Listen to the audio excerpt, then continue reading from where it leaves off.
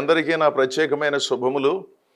ఈ కార్యక్రమము ద్వారా కొన్ని సంగతులను మనందరం నేర్చుకుంటున్నాము. మరి కొన్నిసార్లు జ్ఞాపకం చేయబడుతున్నాము. నేను చెప్పే సంగతులు ఇంతకుముందు నా ఉపన్యాసాలలో అప్పుడప్పుడు ఉదహరించినట్లుగా అనిపిస్తుంది. అయినప్పటికీ దేవుని లేఖనములను పునఃపరిశీలన చేస్తూ మన జీవితాలను పునరంకితం చేసుకోవాలి. మహాభక్తుడైన పౌలు ప్రపంచానికి అందించిన ఆధ్యాత్మిక సత్యాలు, జీవన సూత్రాలు ఎన్నో ఉన్నాయి కదా. ఆధ్యాత్మిక సూత్రాలతోనే మన జీవితాలను అన్ని మార్లు జీవించలేంగా. ఎందుకంటే మనము భూమి మీద జీవిస్తూ ఉన్నందున భూ సంబంధమైనటువంటి కొన్ని పద్ధతులను, కొన్ని మర్యాదలను, కొన్ని ఆలోచనలను కలిగి ఉండి దేవుని సేవిస్తూ ఆ దేవుని ప్రతిబింబించేవారుగా మన జీవితాలు కొనసాగాలి. అందుకని కొన్ని జీవన సూత్రాలు కూడా మనకు అవసరం కదా.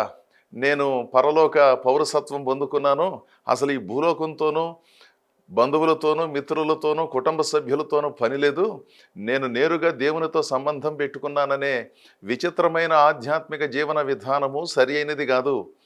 పరలోక పౌరసత్వం బ్రతికుండగానే పొందుకోవటం గొప్ప సంగతే, కానీ ఆ పౌరసత్వం పొందుకున్న తర్వాత కూడా దేవుడు భూమి మీద కొన్ని సంవత్సరాలు మనలను బ్రతకనిస్తున్నాడు అంటే దాని అర్థం మీరు పొందిన ఆ దివ్యానుభూతులను ఇతరులతో కూడా పంచుకుని వారి జీవితాలను కూడా ధన్యం చేసి కొంతకాలం భూమిపైన జీవించి తర్వాత నా దగ్గర గొద్దురుగానిలే అనే భావన కూడా ఉన్నదని గమనించాలి. అంతేగాని మన గొప్పలు చెప్పుకోవటానికో, మన అనుభవాలు చెప్పుకోవటానికో, మనలను మించిన వాళ్ళు ఈ ఫిర్కాలో లేరన్నట్లుగా మాట్లాడుకోవటానికో దేవుడు మనలను భూమి మీద ఉంచలేదు.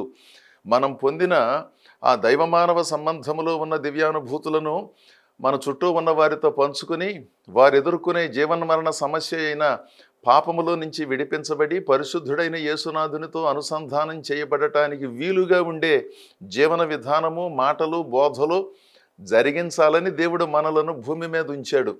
చాలామంది అనుకుంటున్నారు భూమి మీద దేవుడు మనలను ఉంచింది ఆస్తులను సమకూర్చుకోవటానికి, వాటిని పెంచుకోవటానికి, వాటిని మన పిల్లలకి ఇచ్చుకోవటానికి అని. అది ఒక విభాగం అయినప్పటికీ వాటిని మించిన ఆధ్యాత్మిక ఆలోచన కూడా అందులో ఉన్నదనే సంగతిని మనందరం గుర్తించడం విధాయకం. పౌలు భక్తుడు తిమోతికి రాసిన మొదటి పత్రిక 6వ అధ్యాయము 17వ వచనములో ఈ విధముగా ఉన్నది: యెహమందు ధనవంతులైన వారు గర్విష్ఠులుగాక, అస్థిరమైన ధనమునందు నమ్మికయుంచగా, సుఖముగా అనుభవించుటకు సమస్తము మనకు ధారాళముగా దయచేయు దేవుని యందే నమ్మికయుంచుడని ఆజ్ఞాపించుము. అంటే తిమోతికి పౌలు భక్తుడు కొన్ని సంగతులను తెలియజేస్తూ నీ వాక్యం వినేవారికి ఈ సంగతులను కూడా బోధించమని చెప్పాడు. దేవుని ఏ విధంగా సేవించాలి, భక్తి తత్సంబంధమైన సంగతులతో పాటు జీవన సూత్రాలను కూడా వారికి తెలియచేయాలనేది ఇందులో ఉన్న ప్రధాన అంశం. అంటే ఇహలోకములో ధనవంతులైన వారు గర్విష్ఠులు కావటానికి వీల్లేదు. సహజంగా సొమ్ములు ఉన్నప్పుడు విచిత్రంగా గర్వం వస్తుంది కదా. గర్వము రావటానికి ఎవరో కొంతమంది నియమింపబడ్డారని భావించడానికి వీల్లేదు. ధనం లేకపోయినా గర్వం వస్తుంది అనుకోండి కొంతమందికి. ఎందుకంటే ధనం లేదు, నా దగ్గర పోయేదేమీ లేదు, నన్ను అడిగే వాళ్ళు ఎవరూ లేరనే భావనతో కూడా విచిత్రంగా గర్వించే మనుషులు కొంతమంది మన చుట్టూ ఉంటారు. అదేవిధంగా దేవుడు అనుగ్రహించినటువంటి వాటిని బట్టి దేవునిలో ఒదిగి ఉండటం చేత కాకుండాను హడావిడి ఆర్భాటం చేయటం, సంఘమునకు వచ్చిన ఆర్భాటం చేయటం, సమావేశానికి వచ్చిన ఆర్భాటం చేయటం, నేనంటే ఏమనుకుంటున్నారు అనటం, ఇలాంటి పద్ధతులను అనుసరిస్తూ జీవించేవారు గర్విష్ఠులు కాకుండాను దేవుని సన్నిధిలో చక్కని నిగ్రహము కలిగిన వారై జీవించాలని చెబుతూ అస్థిరమైన ధనమునందు నమ్మకం ఉంచుకోమాకండి. ధనము అస్థిరమైనది కదా. ఈరోజు మన జేబులో ఉంటుంది, రేపు ఇంకొకళ్ళ జేబులో ఉంటుందిగా. ఈరోజు మన స్థలం అమ్మేశామనుకోండి, రేపు ఇంకొకళ్ళ స్థలం అవుతుంది. మనం కొనుక్కున్నాం అనుకోండి, వాళ్ళది మనదవుతుంది. మన ఇల్లు అమ్మేశామనుకోండి, ఇంకొకళ్ళది అవుతుంది. ఇంకొకరిది మనం కొనుక్కుంటే మనదవుతుంది. ఇది తరతరాలుగా జరుగుతూ ఉన్నటువంటి సంగతి కదా. నాది నాది అని అనుకోవటం కొంతవరకు మంచిదేమో కానీ ఏది మనది కాదని, అస్థిరమైన లోకములో జీవిస్తున్నామని, మనం జీవించినంతకాలం ప్రశాంతమైన జీవన విధానము, ప్రభువుని విశ్వసించి పద్ధతి ప్రకారం ఆధ్యాత్మిక సంస్కారంతో భౌతిక సంస్కారాలతో జీవించటమే జీవిత ధ్యేయమనే సంగతిని గ్రహించిన వాళ్ళు గొప్ప మేధావులు. అలా కాకుండాను ఎంతసేపు అస్థిరమైన సంగతుల పట్ల అధిక వ్యామోహాన్ని పెంచుకోవటం, మన దగ్గర నుంచి కదలి వెళ్ళిపోయే వాటి చుట్టూ తిరగటం, వాటి చుట్టూ పరిభ్రమించటం, వాటిని బట్టి గర్వించటం. అస్థిరమైన సంగతులు ఎందుకు గర్వించటం ఏమిటండి? స్థిరమైన దేవుని మాటలు, దేవుని సన్నిధి, దేవుని రాజ్యం, దేవుని ప్రభావము, వీటి గురించి ఆలోచించకుండాను ఎంతసేపు భౌతిక సంబంధమైన అస్థిరమైన చిన్న చిన్న సంగతుల దగ్గర పెద్ద పెద్ద గొడవలను సృష్టించుకోవటం, జీవితంలో ఉన్న శాంతిని పోగొట్టుకుని అశాంతిని నింపుకుని అయోమయంగా జీవించటం, ఇలాంటి వాటిని మనం పరిశీలించవలసిన అవసరత ఉన్నది కదా. అందుకనే అద్భుతమైన భావము కలిగిన గురువు తన శిష్యునికి రాస్తున్నాడు, తిమోతి, నువ్వు కూడా ఈ సంగతిని నేర్చుకోవాలి, నీ మాటలు వినేవారికి కూడా వీటిని నేర్పించాలి. ధనవంతులు గర్విష్ఠులు కాకుండా చూసుకోవాలి. అస్థిరమైన ధనము పైన నమ్మకము పెద్దగా పెట్టుకోకుండాను సుఖముగా అనుభవించుటకు సమస్తమును ధారాళముగా దయచేసే దేవుని యందు నమ్మకముంచమని ఆజ్ఞాపించు అని చెప్పాడు. అందుకని దేవుని ప్రజలారా, బైబిల్ గ్రంథంలో ఉన్న భక్తులు మహా గొప్ప ధనవంతులు. బైబిల్ గ్రంథంలో కొంతమంది పేదలుగా అభివర్ణింపబడిన వాళ్ళు ఉన్నప్పటికీ మహా గొప్ప ధనవంతులు ఉన్నారు. వాళ్ళ సంగతి తెలియక ప్రభుని సేవించే వాళ్ళందరూ పేదలు, ఫలానా ఫలానా వాళ్ళని చెప్పుకుని విచిత్రంగా ఆధ్యాత్మిక అజ్ఞానంతో మాట్లాడేవాళ్ళు చాలామంది ఉన్నారు. ఆ మాటకొస్తే అన్ని భక్తి పద్ధతులను అనుసరించే వాళ్ళల్లో పేదలు ఉన్నారు, కుబేరులు ఉన్నారు కదా. పేదలు అంటే కేవలము సొమ్ములకు పేదలా? జ్ఞానానికి పేదలు చాలామంది ఉన్నారుగా, బుద్ధికి పేదలు చాలామంది ఉన్నారుగా, సంస్కారంలో కనీసం ప్రాథమికమైన సంగతులు తెలియకుండా బ్రతికే పేదలు ఉన్నారుగా, నిరుపేదలు ఉన్నారుగా, సొమ్ములు ఉన్నప్పటికీ సంస్కారం లేని పేదలు ఉన్నారుగా, విద్యాభ్యాసము గడించినప్పటికీ తత్సంబంధమైనటువంటి పరిజ్ఞానము లేని నిరుపేదలు ఉన్నారుగా. అలాంటి పేదల మధ్యలోనే మన జీవితాలు కొనసాగుతున్నాయి. ఇళ్ళు వాకిళ్ళు కట్టుకుని వస్తువులు వాహనాలు కొనుక్కుని 1కి 4 విధాలుగా తమను తాము ఘనముగా ఎంచుకునేవారు వారి వ్యక్తిగతమైన సంగతిగా మనం భావించాలి. అయితే ఆధ్యాత్మికంగా నిరుపేదలు, నైతిక విలువలలో నిరుపేదలు, సంస్కార విహీనులై జీవించేటటువంటి వారిని ఏమనాలి? ఉపాధ్యాయులను గౌరవించటం తెలియదు, పెద్దలను గౌరవించటం తెలియదు, దేశాన్ని గౌరవించటం కొంతమందికి తెలియదు. తెగబడి జీవిస్తూ దానినే సమర్థించుకుంటూ, కొంతమంది పెద్దలు కూడా వాళ్ళ పిల్లలనే సమర్థించుకుంటూ వాళ్ళను చెడగొట్టి ఆ తర్వాత చెడిపోయారని బాధపడుతూ వ్యవహరించే వాళ్ళు ఉన్నారే, ఆధ్యాత్మికంగానూ నైతికంగానూ సంస్కారహీనులుగా బ్రతుకుతున్నారు. అలాంటి వారి వలన సమాజానికి ఎంత చేటు జరుగుతుందో చెప్పనక్కర్లేదు కదా. మీ ప్రాంతాలలో కూడా ఉన్నారు. కొన్ని కుటుంబాలను చూస్తే ఎంత ముచ్చటగా ఉంటుంది. ఆర్థికంగా వారు పెద్దగా ఉన్నత స్థితిలో లేకపోయినా పిల్లలను పెంచుకోవటంలో, వారి వస్త్రధారణలో, పాఠశాలలకు పంపించటంలో, వారికి విద్యాబుద్ధులు, భక్తి, సంస్కారము నేర్పించటంలో వాళ్ళు ఎంత ధనవంతులో కదా. అలాంటి ధనవంతులను చూసినప్పుడు కొంతమందికి వెర్రితనంగా ఉంటుంది. ఎందుకంటే అనవసరమైన వైభోగాలు, అనవసరమైన దురలవాట్లు, దుర్మార్గాలు వాళ్ళు చేయకుండా సన్మార్గంలో ఉన్నప్పుడు దుర్మార్గంగా ప్రవర్తించే వారికి సన్మార్గంలో ఉన్నవారు హేళనగా కనపడుతున్నారు. కారణం ఏంటో తెలుసా?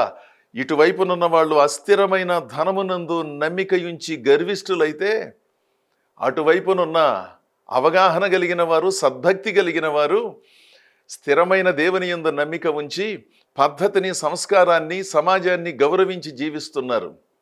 ఇలాంటి జీవన సూత్రాలను మనం మన పిల్లలకు, ఉపాధ్యాయులైతే పాఠశాలలో చదువుకునే పిల్లలకు నేర్పించాలి. సంస్కారము, శుభ్రత, పెద్ద చిన్న, దేవుడు, దేవుని భయము, దేశాన్ని గౌరవించటం, దేశ నాయకులను గౌరవించటం, అద్భుతంగా పాలన చేసే వారిని వెంబడించటం, వారి ద్వారా స్ఫూర్తిని పొందటం అనే సంగతులు పిల్లలు నేర్చుకుని మన దేశాన్ని కట్టుకోవటానికి వారు ముందుకు రావాలి. దానికి పెద్దలు, ఉపాధ్యాయులు అందరూ కలిసి పనిచేసినప్పుడే సాధ్యమవుతుంది కదా. అలాంటి సేవలను చాలామంది కుటుంబాలలో పెద్దలు, ఉపాధ్యాయులు జరిగించబట్టే ఎంతో కొంత సత్యము మన సమాజంలో స్థాపించబడుతోంది.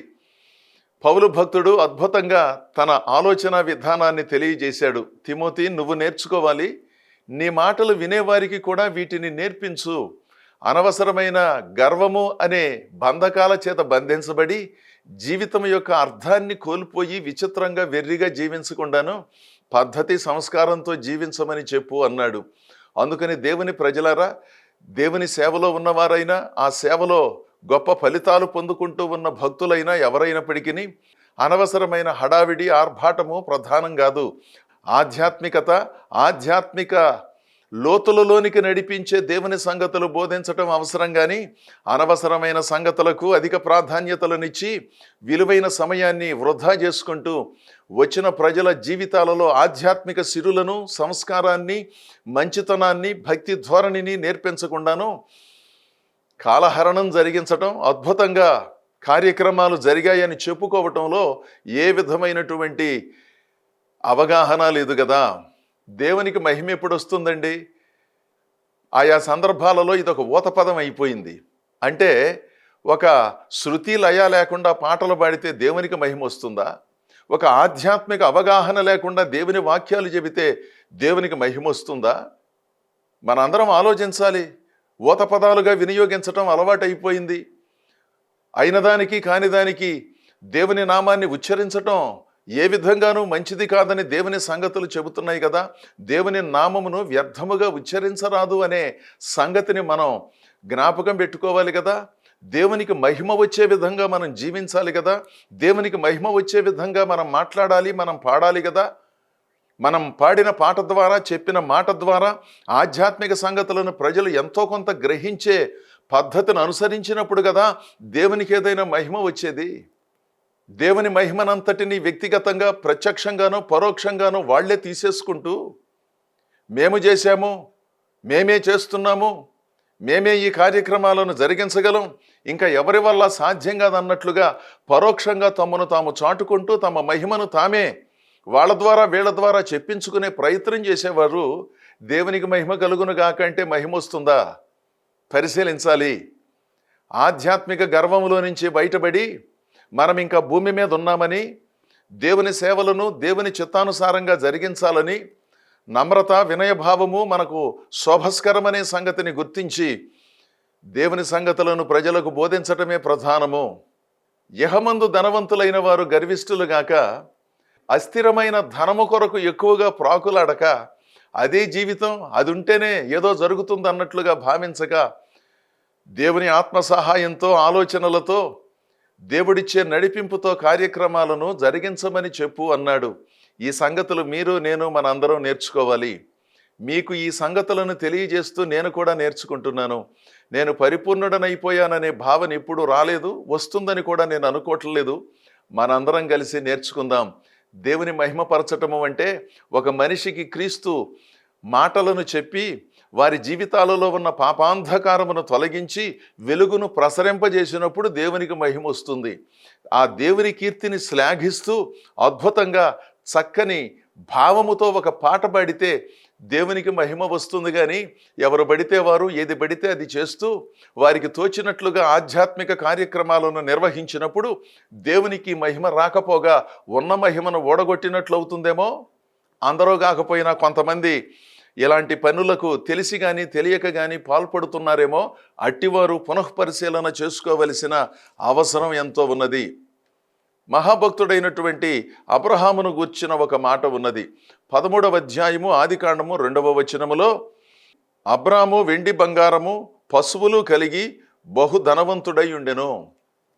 అంటే అబ్రాము అన్న అబ్రహాము అన్న ఒకటే. ఇక్కడ అబ్రాము అని ప్రస్తావించబడింది. ఆ తర్వాత ఆయన పేరు స్వల్పంగా మార్చబడింది అనుకోండి. ఇతడు వెండి బంగారము పశువులు కలిగిన గొప్ప ధనవంతుడుగా ఉన్నాడంట. ఇతడు గొప్ప ధనవంతుడు అయినప్పటికీ ఎన్నడూ ఎప్పుడు గర్విష్టిగా తన జీవితాన్ని కొనసాగించలేదు. ఈ సంగతిని మనం చాలా జాగ్రత్తగా ఆలోచించాలండి. అనవసరమైన మిడిసిపాటు, అర్థం లేనటువంటి హెచ్చింపు, మాకే అన్ని సంగతులు తెలుసు, మేమే చేయగలమనే విచిత్రమైన భావనలు ఉన్నాయే, వాటిని సవరించుకోవాలి. ఎంతసేపు నన్ను దీవించిన ఆయన అని మనం ప్రార్థన చేసుకోవటం, కనపడిన వాళ్ళందరికీ మీ రోజువారీ ప్రార్థనలో జ్ఞాపకం చేసుకోమని అడగటం అలవాటైపోయింది. రోజువారీ ప్రార్థనలో జ్ఞాపకం చేసుకోవటం ఎవరికి సాధ్యమవుతుందండి? అత్యంత సామాన్యమైన సంగతులు రోజువారీ ప్రార్థనలో మహాభక్తులైన వారు జ్ఞాపకం చేసుకుని ప్రార్థించాలా? అంత అవసరత ఉన్నదా? ఆ సామాన్యమైన సంగతులకు వారు ప్రార్థన చేస్తే సరిపోతుంది కదా, వారి సంఘములో ఉన్న విశ్వాసులు ప్రార్థన చేస్తే సరిపోతుంది కదా, వారి సంఘానికి కాపరిగా ఉన్నవారు ప్రార్థన చేస్తే సరిపోతుంది కదా. రోజువారీ ప్రార్థనలో ఇలాంటి సామాన్యమైన సంగతులనే జ్ఞాపకం చేసుకుంటూ ప్రార్థిస్తే అసలైన సంగతులను గురించి ప్రార్థించడానికి సమయం ఎక్కడుంటుందండి? మనం ఎదుర్కొనే సమస్యలు ఎన్నో ఉన్నాయి. మన ముందుకొచ్చిన ప్రతి అవకాశాన్ని తెలిసి కానీ తెలియక కానీ తిరస్కరిస్తూ ఉంటారు. ఎంతసేపు మనం అనుకున్నట్లుగానే కొన్ని పనులు జరగాలని కోరుకుంటాం.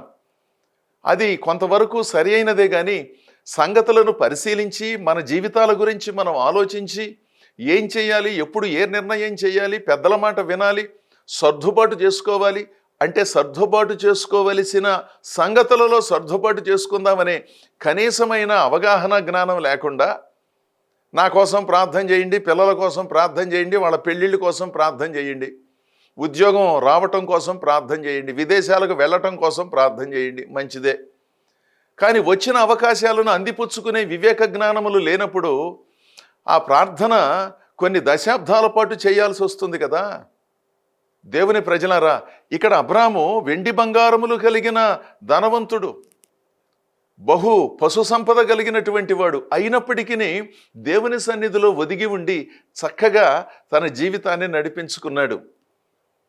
అనవసరమైనటువంటి వ్యామోహాల మధ్యలో బంధించబడి ఎవరో నాకు అన్యాయం చేస్తున్నారు, ఎవరో నన్ను ఇబ్బంది పెడుతున్నారు అని భావించగా మనలను మనం ఇబ్బంది పెట్టే నిర్ణయాలు చేసుకుని అందులో నుంచి బయటపడటం చేతగాక అనవసరమైన అవస్థలలో పడకుండా ఉండటం ప్రాముఖ్యం.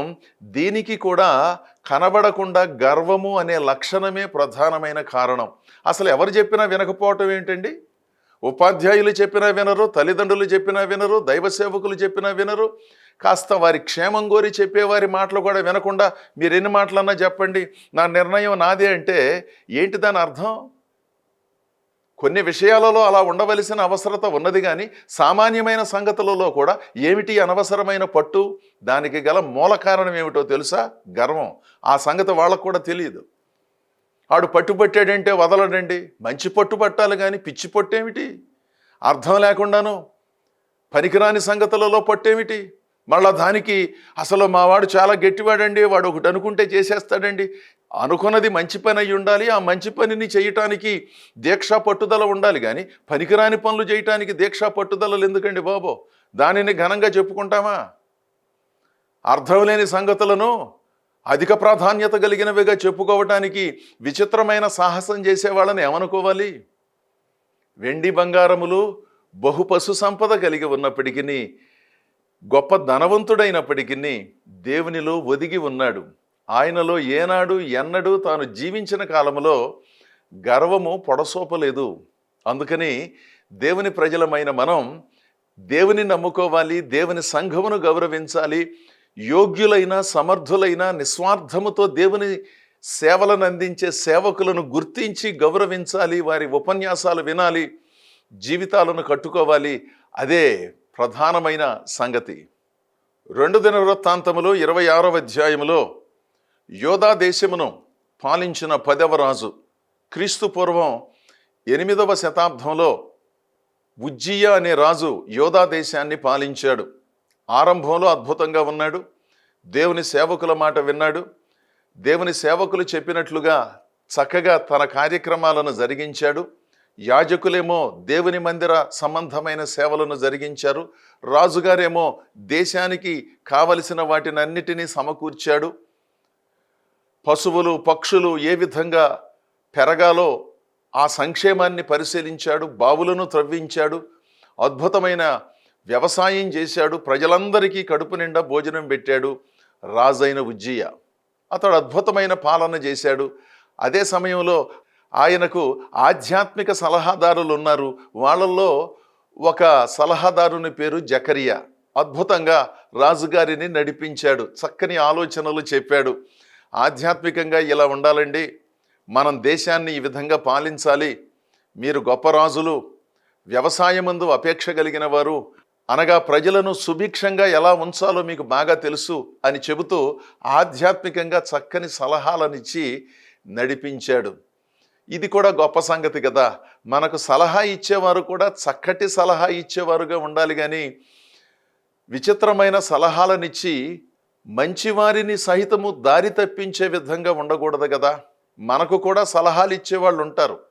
మన స్నేహితులే మనకు సలహాలను ఇస్తారు, మన బంధువులే మనకు సలహాలను ఇస్తారు.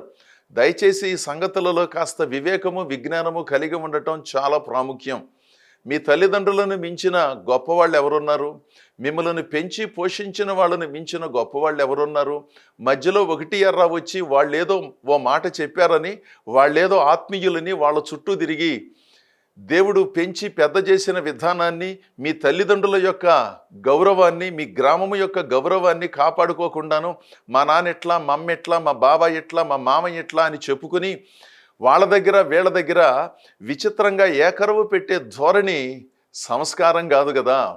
కుటుంబం అన్నాక ఎన్నో పరిస్థితులు ఉంటాయి, చిన్న చిత్తగా ఉంటాయి. వాటన్నిటినీ ఎవరు కనపడితే వాళ్ళకి చెప్పి తాత్కాలికమైన లబ్ధిని పొందుకొని వాళ్ళేదో ప్రేమించేవాళ్ళు, పెంచిన వాళ్ళు, కన్నవాళ్ళేమో పనికిరాని వాళ్ళు అన్నట్లుగా పరోక్షంగా చిత్రీకరించటం, అదేమంటే నేను అలా చెప్పలేదండి అనటం, అలా చెప్పకపోయినా వాళ్ళు అనుకునే రీతిలో వ్యవహరించే ధోరణులు ఉన్నాయే, అవి సరైనటువంటి క్రమం కాదు కదా.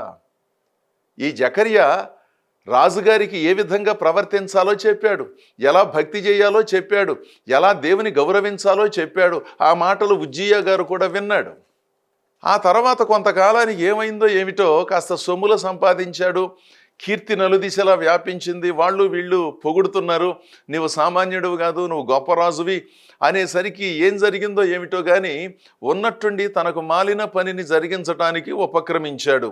2 దినవృత్తాంతములు 26వ అధ్యాయము 16వ వచనములో ఈ విధముగా ఉన్నది. అయితే అతడు స్థిరపడిన తరువాత అతడు మనస్సున గర్వించి చెడిపోయెను. అతడు ధూపపీఠము మీద ధూపము వేయుటకై యెహోవా మందిరములో ప్రవేశించి తన దేవుడైన యెహోవా మీద ద్రోహము చేసెను. యాజకులు చేసుకునే పని ఇతడు చేయటానికి ఉపక్రమించాడు. ధూపపీఠము మీద ధూపం వేసేది యాజకుల పని కదా. భక్తి తత్సంబంధమైన కార్యక్రమాలను జరిగించేది వాళ్ళ పని కదా. కారణం ఏంటంటే ఈయన రాజుగారు ఏమైనా చేయొచ్చు, సొమ్ములు కలిగిన వాడు, అధికారం కలిగిన వాడు, నాకు ఎదురు లేదు అనుకుంటూ బయలుదేరాడు. ఇంతకుముందు మనం చదువుకున్నాము, అబ్రహాము వెండి బంగారము బహు పశు సంపద కలిగిన ధనవంతుడై ఉండెను, అయినా అతడు ఒదిగి ఉండెను. కానీ ఇక్కడ ఉజ్జియా ముందు ఒదిగి ఉన్నాడు, తర్వాత చెలరేగిపోయినట్లుగా అనిపిస్తుంది కదా. ధూపము వేయటానికి వెళ్ళినప్పుడు దేవుడు ఆగ్రహించాడు. యాజకులు చెప్పినా వినలేదు. నొసట కుష్ఠరోగము వచ్చినందున అతడు దేవాలయములో నుంచి బయటకు వచ్చాడు. ఎందుకు ఈ దుస్థితి దాపురించింది ఈ భక్తిపరునికి? కారణం ఏంటంటే యహలోకములో తనకున్నటువంటి స్థితిని చూచి గర్వాంధుడై అస్థిరమైన ధనమును నమ్ముకుని దిక్కుమాలిన వాడయ్యాడు. స్థిరమైన దేవుని నమ్ముకుని అబ్రహాము జీవితాంతము దేవుని సేవించాడు. ఈ సంగతులు మీ విశ్వాసులతో చెప్పి వాళ్ళ జీవితాలను మెరుగుపరచు తిమోతి, నువ్వు కూడా ఈ సంగతులు నేర్చుకోమని పౌలు భక్తుడు చెప్పాడు. మనందరం ఈ సంగతులు తెలుసుకున్న వాళ్ళమైనప్పటికీ ఆయా సందర్భాలలో ఎదురయ్యే పరిస్థితులను అధిగమిస్తూ ఆశీర్వాదాన్ని పొందుకునే చక్కని భక్తి విధానాన్ని కలిగి ఉందాం. తద్వారా మన జీవితాలు అద్భుతంగా మెరుగుపరచబడి దేవుడు ఆశించిన స్థాయిని అందుకోవటానికి అవకాశం కల్పిస్తుంది. దేవుడు మిమ్మలను మీ కుటుంబాలను బహుగా దీవించునుగాక. ఆమేన్.